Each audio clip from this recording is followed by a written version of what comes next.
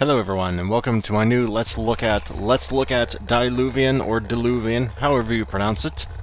And this is a game that harkens back to the days of Wolfenstein 3D, Doom. If you played those games a lot like me in your childhood, you're going to be right at home. The difference is scratch damage and lethal damage. As you see there, what they do, I'll explain to it, and you'll, well, see it in action here very shortly. Now, this game is still in development. There are still bugs, notably one in particular that I found, or maybe I'm just really stupid, but I think I found one bug that will presumably be fixed by the time it hits release.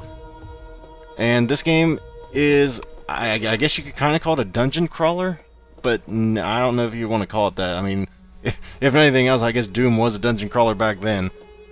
But you start out and you're just basically learning the controls as the tutorial level. We'll be showing all of it because it's rather important that you learn the tutorial. You find your sword, which is right-click by default, I believe. HP and scratch pull. HP is usually your sword, some weapons, I think 2 and 3. Basically, you're only going to get one in this video, the 1, 2, and 3 weapons.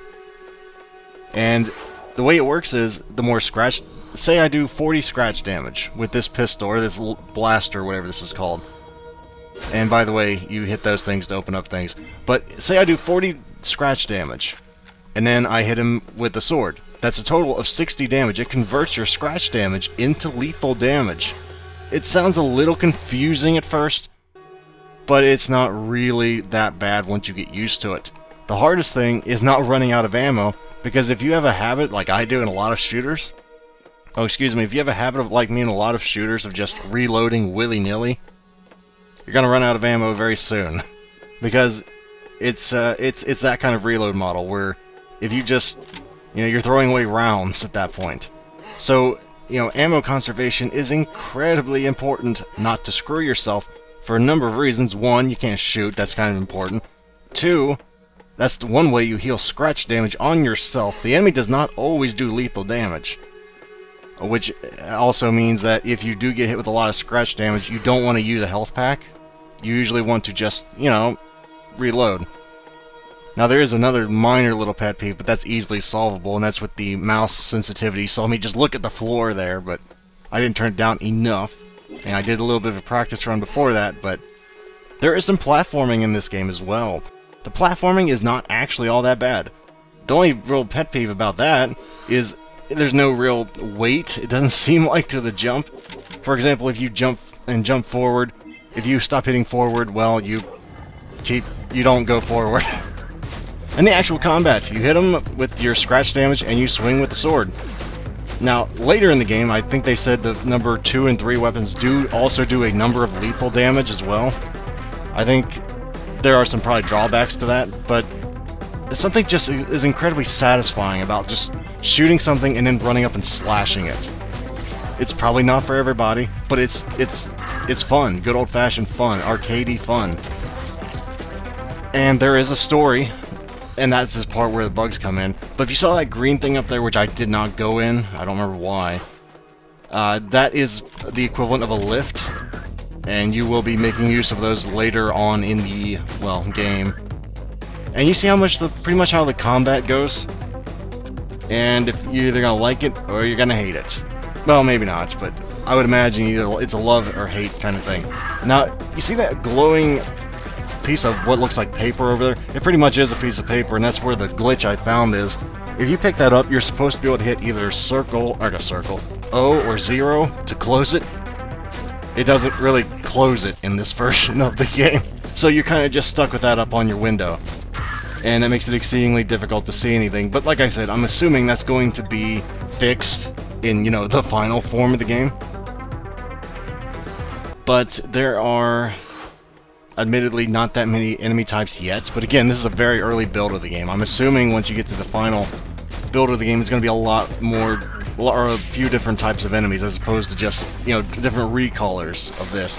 But it doesn't really matter to me if they're recolors or not, because I just like shoot 'em up games. But if you are a stickler for variety, right now, you might not want to pick up the demo. I think there's like 3 different types of enemies right now. There's these, the floating orbs, and then there's the mines, like floating mines, I think.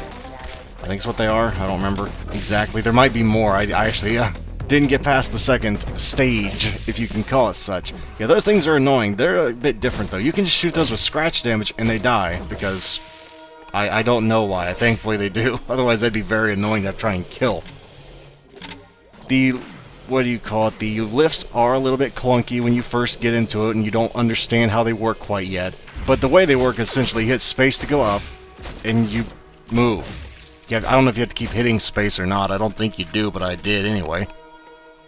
But this game's punishing. They don't give you a whole crap load of health. As you see, they only gave you like 20% health right there.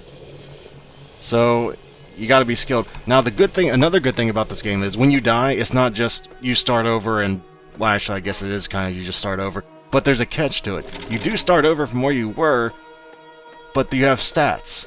I forget what they are, we'll see when I die here, because I do die eventually. That you can, I think it says your body weakens or withers, and you have to choose a stat to lower. The first time you die, you lower 1. The second time you die, I think you lower 2. I'm assuming the third and fourth, it keeps going on like that. So eventually you're going to be really, really screwed. So it is kind of, well, it's punishing. And I kind of like punishing games. So there you go. That's how it goes. At least it's better than just no punishment whatsoever. Because, let's face it, if there's no punishment whatsoever, it wouldn't really be difficult. And those things really do add a lot of backstory, but like I said, it's not really worth it right now to pick them up. At least not to me. Maybe I'm being really stupid. I tried every circular button on the keyboard, did not work. As you'll see here, I can't really, I think that's either that's a 0 or a Q. If it's Q, that's a whoopsie right there, because I didn't press Q. It looks like a 0 or an O to me, but what do I know, really? And as you can no doubt see, it kind of makes fighting a wee bit difficult. But it, well, is not impossible. One thing I've noticed, though, is if when you do enough scratch damage to actually be able to go up and kill it, I think they get on there, like, they fall down, so that you have a little bit of a...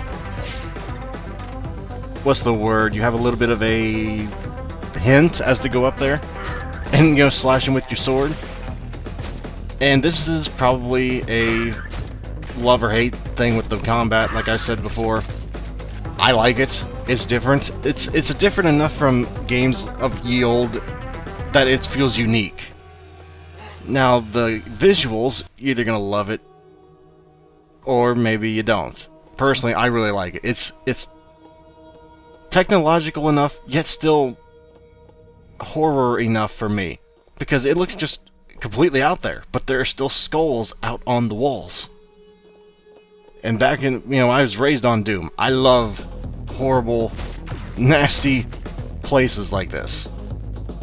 Now, some might say it's a little over the top. That's personal opinion. I don't care. I like it, personally, but...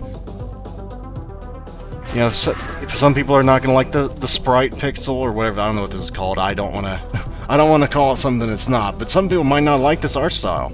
And, you know, that's your business. But there's nothing quite so satisfying as being able to jump horizontally and somehow still hit something. Now, this is the death thing. In death, your body withers and weakens, but death is not the end. So what can you do without? Do you not need health? Do you not need shields, body, or speed? The three of them are pretty obvious. Speed, shield, and health. I don't know what body does, so that's what I chose. I'm assuming that means something like... Actually, I have no idea what body even means. Maybe that's like... I have no idea. If someone can enlighten me, I would greatly appreciate it. But I have no clue what that means. But sometimes you can get lost, and most time that just means you didn't see what they, wanted you to push. And, you know, you gotta look around. Some people might consider that annoying. I consider it fun. But this is essentially what the game looks like, folks. I'm not gonna keep going forever here. I don't want to show off the whole demo. But I did want to give you a taste of what this game plays like. So if you decide, you know what, I think I want to try and playing it. You can look in the description below. I will link you to the build I played, and it's, to my knowledge, the most up-to-date one I know of. And you can try it at home and see how you like it. And if it ever comes out, I can pretty much guarantee I will be buying this. It is that fun for me. I love this kind of game. So, Farewell, everyone, until next time. By the way, if you like what you see and would like to see more of it, you may wish to like or even subscribe for easier access to future videos. Farewell, everyone, until next time.